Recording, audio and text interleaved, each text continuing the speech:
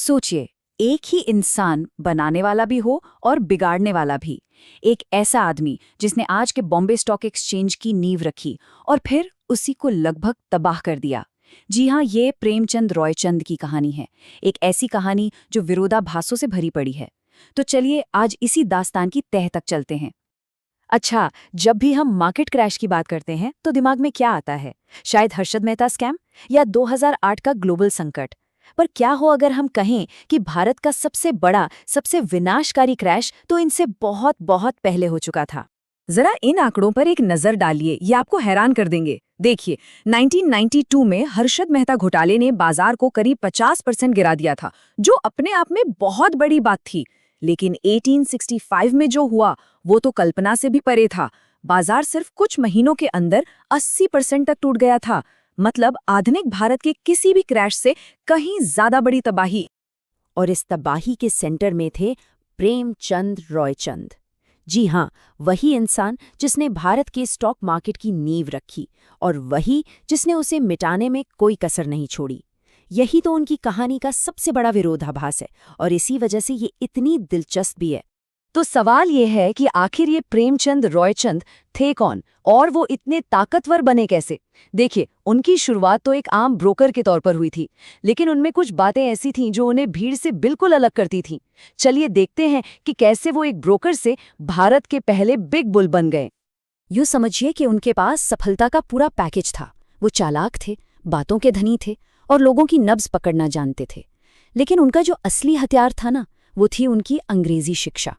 इसी वजह से उन्हें वो बढ़त मिली जो उस दौर के दूसरे दलालों के पास थी ही नहीं। वो उस जानकारी तक पहुंच सकते थे जहां बाकी लोग पहुंचने का सोच भी नहीं सकते थे। मतलब रॉयचंद का सारा खेल इसी असिमेट्रिक इन्फॉर्मेशन पर टिका था। सोचिए, 19वीं सदी, ना इंटरनेट था ना टीवी। उस दौर में जानकारी ही सबसे बड़ी ताकत थी और प्रेमचंद रॉयचंद इस खेल के सबसे बड़े खिलाड़ी थे। और देखते ही देखते उनका नाम पड़ गया बुलियन किंग और कॉटन किंग। मतलब हर्षद मेहता से दशकों पहले ही वो भारत के बाजारों के असली और पहले बिग बुल बन चुके थे। लेकिन रॉयचंद के जबरदस्त उदय के पीछे एक बहुत बड़ी ग्लोबल घटना थी। एक ऐसी घटना जिसने बॉम्बे में जैसे पैसों की बाढ़ ला दी। और मजे की बात यह है कि ये सब शुरू हुआ था हजारों मील दूर अमेरिका से।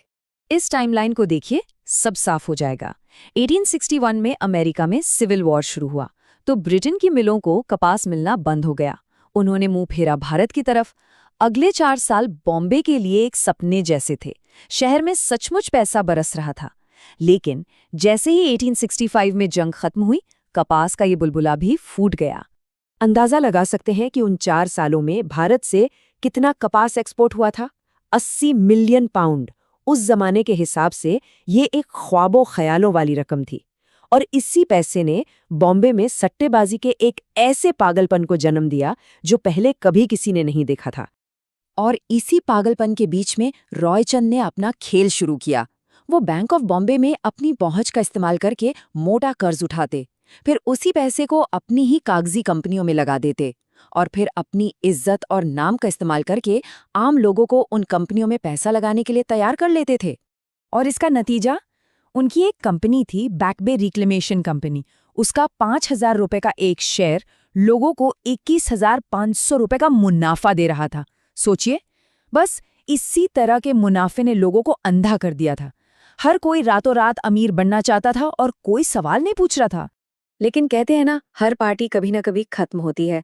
और जैसे ही अमेरिकी सिविल वॉर खत्म हुआ, बॉम्बे के शेयर बाजार की ये पार्टी भी अचानक बंद हो गई। जैसे ही अमेरिका से कपास की सप्लाई दोबारा शुरू हुई, भारतीय कपास की मांग रातों रात जमीन पर आ गई। जिन कंपनियों के शेयर आसमान में उड़ रहे थे, वो ताश के पत्तों की तरह ढहने लगे। और ये तस्वीर दिखाती है कि हालत कितनी ज्यादा खराब थी। बैंक ऑफ बॉम्बे ने अपना आधा पैसा, जी हाँ 50% लोन, सिर्फ एक आदमी और उसके साथियों को दे रखा था, प्रेमचंद रॉयचंद। ये एक टाइम बॉम्ब था जो बस फटने ही वाला था। और जब सब कुछ खत्म हुआ और हिसाब किताब शुरू हुआ तो एक भयानक तस्वीर सामने आई। पता चला कि बैंकों ने आंख बंद करके कर्ज बांटे थे। कई कंपनियां तो सिर्फ कागजों पर थीं, जो आपस में ही शेयर खरीद बेचकर कीमतें बढ़ा रही थीं। इसे ही सर्कुलर ट्रेडिंग कहते हैं। और आखिर में इन सब खराब कर्जों के बोझ तले बैंक ऑफ बॉम्बे खुद ही डूब गया। क्रैश के बाद व्यापारियों पर कुल कर्ज का अंदाजा लगाया गया 9 मिलियन पाउंड। उस समय के हिसाब से ये इतनी बड़ी रकम थी कि इसने बॉम्बे की पूरी अर्थव्यवस्था को कई दशक पीछे धकेल दिया। तो इस पूरी तबाही के बाद प्रेमचंद रॉयचंद का क्या हुआ? यहीं से उनकी कहानी का सबसे अजीब, सबसे विरोधाभासी हिस्सा शुरू होता है। याद है उनका मोटो, मेरा वचन ही मेरा बंधन है। उनकी पूरी साख, उनकी पूरी इज्जत इसी एक लाइन पर टिकी थी। लेकिन विडंबना देखिए, उनके काम का नतीजा ठीक इसका उल्टा निकला। उन्होंने सिर्फ आम निवेशकों को ही नहीं, बल्कि पूरे बैंकिंग सिस्टम को धोखा दिया, जिससे बाजार को उभरने में कई दशक लग गए। और ये स्लाइड उनकी विरासत को बिल्कुल साफ साफ दिखाती है। एक तरफ उन्होंने बीएसी जैसी संस्था की नींव रखी, शहर को राजाबाई टावर जैसे लैंडमार्क्स दिए, और दूसरी तरफ उन्होंने हजारों लाखों लोगों को बर्बाद कर दिया। वो सचमुच एक ही सिक्के के दो पहलू थे। और उनकी विरासत आज भी हमारे बीच है। कुछ ही साल पहले मालाबार हिल में उनका घर मधुकुंज 1001 करोड़ रुपए में बिका था, मुंबई के सबसे बड़े रियल एस्टेट सौदों में से एक। मतलब उनकी बनाई और बिगाड़ी हुई दुनिया के निशान आज भी कायम हैं। तो आखिर में हम प्रेमचंद रायचंद को कैसे याद रखें?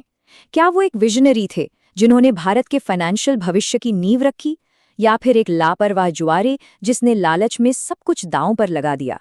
शायद सच इन दोनों के कहीं बीच में है।